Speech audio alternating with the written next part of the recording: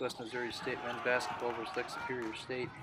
Aka MJ Williams taking in for a layup there to make the score 34-17 in favor of the Bearcats. Bring the ball back down the floor. Worked around the key. Find Brett Doherty in the post. There for the basket. Nice post moves there. Back down the floor for the Lakers. They're going to come back down and pop a three right here. The Northwest offense not to be outdone though. Pitts brings the ball back down the floor. We're going to get a nice little give and go action here with Woods and Chris Ibu Endau. Ends up on the layup end of that give and go there. Lakers come back down. Williams pull up. Good. Just inside the line. He had 34 points for Lake Superior State on 31 shots. He was impressive. We're still going back and forth here in the first half. Schneider going to come out and set the pick, and he's going to get it back, and we all know that's money. 49-37 Bearcats at the break, but Lake Superior State would come back to make it close in the second half. We're at 87-83 here in the second half. Pitts trying to milk that clock for all it's worth. Gonna set him up. Pitts looking for an opening here. And he's gonna drive the lane. Missed the layup. Lakers try to come down. Williams almost loses it on the pass. They were able to recover it. Williams gets it back. Pulls up from deep with a hand in his face and just drains it to cut the score to 87-86. The kid has range. What can I say? Bearcats back down to the floor. Here we go. And that foul is called intentional. Intentional foul. Big play there still. That's 2 shots for the Bearcats and the ball. Lake Superior State coach, choice words there. Not happy with the call. Justin Pitts going to step to the line, make the first one to make it 88-86 here with under 10 seconds to go. Pitts, ice in his veins, 89-86. They get the ball back. Lakers trying to come up with the steal.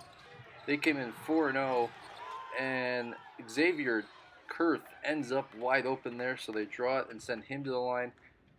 Kurth, 2 of his 3 points came from the free throw line, and they were right here. Makes the first one, and then he's going to make the second one to push out to a 91-86 lead.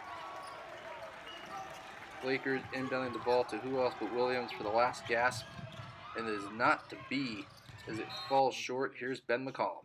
Free throws, made 31 of them. They shot 16. You guys were able to penetrate inside, and then they did you a few favors by fouling you on jump shots too. So just talk about your guys' effort at the free throw line tonight. Well, they're pretty aggressive as far as running through lanes and kind of ripping through, you know, and a lot of times it's ripped through arms, ripped through hands, and a lot of times that's not called. And so, you know, when you're aggressive like that, obviously, you know, you're going to be able to go to the free throw line if you're getting good penetration and such. And so it was great that our kids knocked them down. We needed them. You know, we needed every single free throw that we shot, and you know, I was pleased with their effort. How beneficial is a game like this for you guys to have a game to go down the wire this early in the season? Well, it's 2 in a row. It's not beneficial for my heart, just FYI. But no, it's good for our kids, and it's good for me as a coach too. Just you know, I didn't think I did as good a job as I could have finding solutions when the run went against us. I thought I found a lot of problems, but it seems like the problems are pretty obvious.